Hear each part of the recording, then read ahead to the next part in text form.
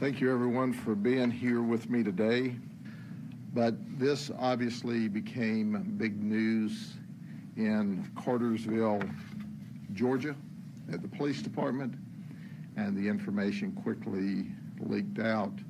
And so now all the news media is asking for this information, so you're getting an early preview of what's going to be a very interesting release of information on a human trafficking operation. As you know, we seek out the victims of human trafficking, and in order to do that, you do prostitution stings. Well, when you do these operations, as this one was hugely successful, we'll talk about Friday, you arrest Johns who are seeking out prostitutes as well. Well, let me introduce you to what I consider a high-profile arrest. This is Deputy Chief Jason DePrima of the Cartersville Police Department. As I understand it, after talking to his chief, he's been there almost 30 years, graduate of the FBI Academy, well-respected police officer in town. Did you notice I said in town? But he was out of town. That's right, he was at an American Polygraph Association meeting in Orlando, Florida. Let me say this clearly. I don't want you to miss it. Driving an unmarked vehicle that was normally assigned to the DEA task force, meaning their officer assigned to the task force would have driven this vehicle. But apparently his vehicle was not so good to make the trip, so he's in one of the undercover vehicles. When he shows up at our undercover operation in the government vehicle, carrying alcoholic beverages, apparently some Bud Light for himself and White Claw for our undercover operative. That's right, he bought a case of White Claw because she said she would like it. So ostensibly, this guy has come to have sex with a prostitute while driving the Cartersville Police Department undercover vehicle, and he was in possession of alcohol, which of course, had we not intervened, he was going to drink that, engage in sexual conduct, and ultimately get in his government vehicle and drive back to his hotel. But newsflash, this is Jason DePrima, 49 years of age, his picture at the Polk County Jail. That's right, and let me tell you the story as he relates it to us. He is texting with, guess what, our undercover detective. He started this conversation with her on Wednesday night where he was going to show up, but he became spooked. He didn't say why. But on Thursday night, he just couldn't resist the urge to be with our undercover detective, who he thought was a high-class prostitute. So he once again began to communicate. He asked how much the price is. She said $80, or a full half hour, $120.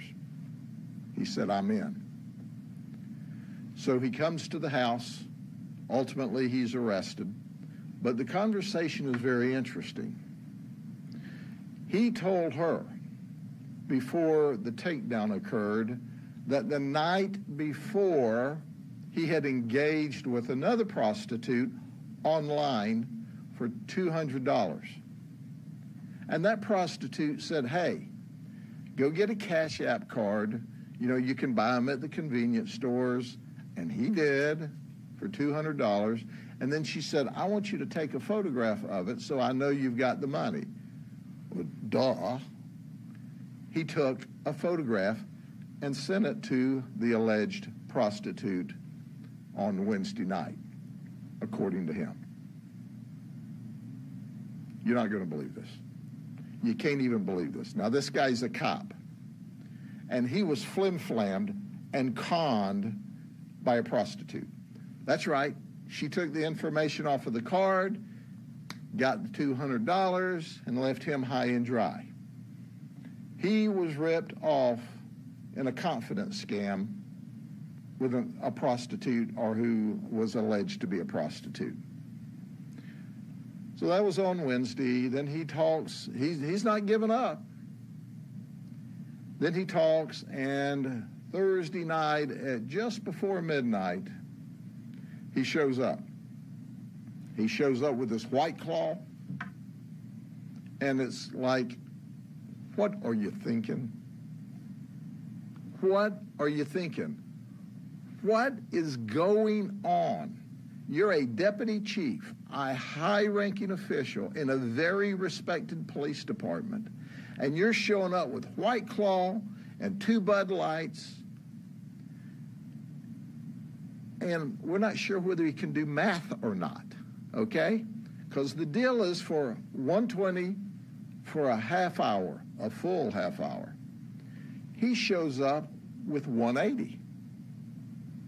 He shows up with $180 and says, I can send you the rest of it on a Cash App, but I had to stop to buy the White Claw.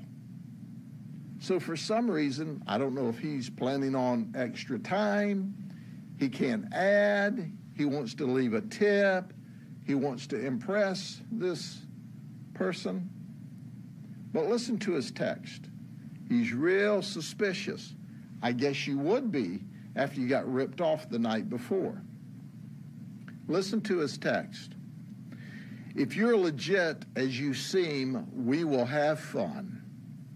If not, I'm riding around with a case of White Claw, feeling girly. Well, he got to feel arresty when we put him in jail. So we put him in jail late on Thursday night under a $500 bond. He didn't get out of jail until Saturday morning at 4 o'clock. So he got to spend, almost 2 complete nights in the county jail. So now he's gone from deputy police chief, as I understand he's suspended pending their disciplinary actions, and he's facing criminal charges here in Polk County. So if all else fails, he can write a book, How to Ruin Your Career in 3 Easy Steps. Start out by going to Florida to a polygraph association school, then lie to the detectives when they investigate and ask you questions. Oh, he made admissions. But it's like, I wanted to ask him, since he's a polygrapher and was at polygraph school, would you like to take a polygraph with those answers you gave us? How would that work for you? And according to all the information we received, he's got a beautiful wife and a great family. And you just want to go, come on, man.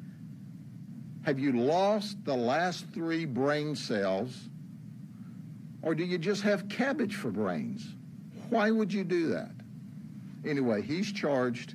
He's managed, obviously, to create a great deal of angst with his family. His police chief is angry beyond words, which I certainly clearly understand. He's embarrassed the city. He's been a police officer there for a long time. And now he's facing criminal charges in Florida. Are there any questions? What he said when he was arrested? What he said was he came there to hang out and watch football. Well, that was a partial admission. He admitted sending the text that we received as part of the evidence. But, you have to look at things to say, one, is it legal? Is it moral? Is it ethical? And does it pass the smell test? He lost on all 4 points. It's neither legal, ethical, moral, or passes the smell test. And I think what he should have done was say, hey, if I'd have asked my chief or my wife, is it okay to go hang out with a girl over 20 miles away and watch football while I drink beer and she drinks White Claw? Is that okay? I think he would have gotten his answer. You would have thought, as a high-ranking police officer, well respected, he would have known better. But he didn't. And now he's got lots of issues, home issues, work issues, criminal issues. What he's got going here is a situation, and he's in the middle of it. Any other questions? How disappointing is this overall? Well, it disappoints me for the industry. We all know better. Now, you've heard me stand right here behind this podium before about some of our folks who periodically, we've got over 1,000 deputies. Occasionally one of them does something inappropriate, and when they do, we arrest them. My detectives, who are simply the very best, arrest them, and I stand up here and I'll walk all over them about their criminal conduct, and other police agencies. But it embarrasses me for our industry anytime you see this, because the people have a right to and expect better of us. He embarrassed our entire industry with his arrest. But you know what? Here's one thing you can count on. Write this down in your little book. You come here, you violate the law, we're going to put you in jail.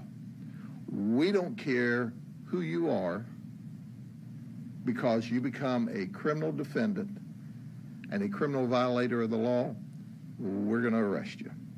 That's just the way it is. But had he behaved, had he stayed at his Polygraph Association meeting, he'd been fine. But he worked all week. And so right now, think about it. He lost $200 to the prostitute that ripped him off in a flim-flam, in a scam that he should have known better on a lot of levels. Then he brought 200 more that we got, $400. Then he got misdemeanor charges. I mean, this is just insane. The whole thing is insane. Sheriff, you guys have done multiple operations where you, via trying to get underage women to situations like this. Just your overall thoughts on, I don't know, where we are as a country as far as these becoming more recurring as the days go on, it seems like. Well, it's interesting that the overwhelming majority of the people that we've arrested in this operation aren't from Polk County. The majority of the people in Polk County have figured it out.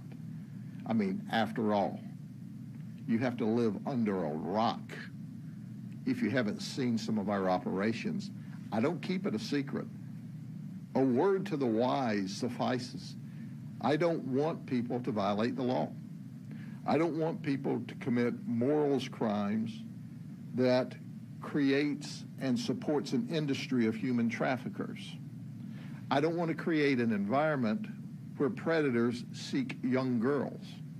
So my detectives, I'm telling you, are simply the very best.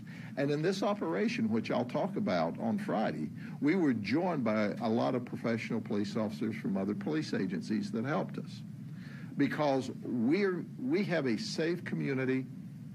We have a community that looks out for the best interest of our children.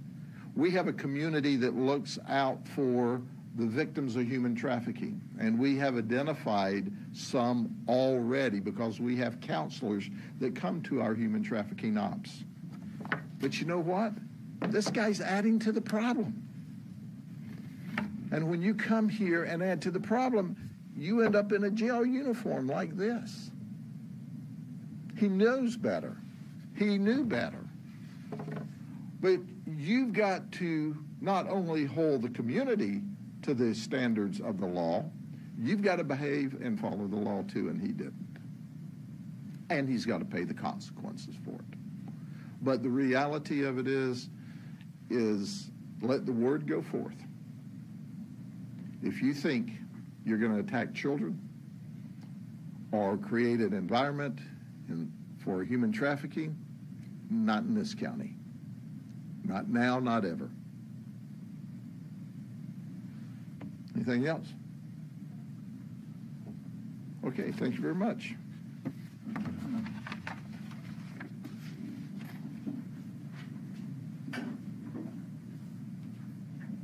See you all Friday.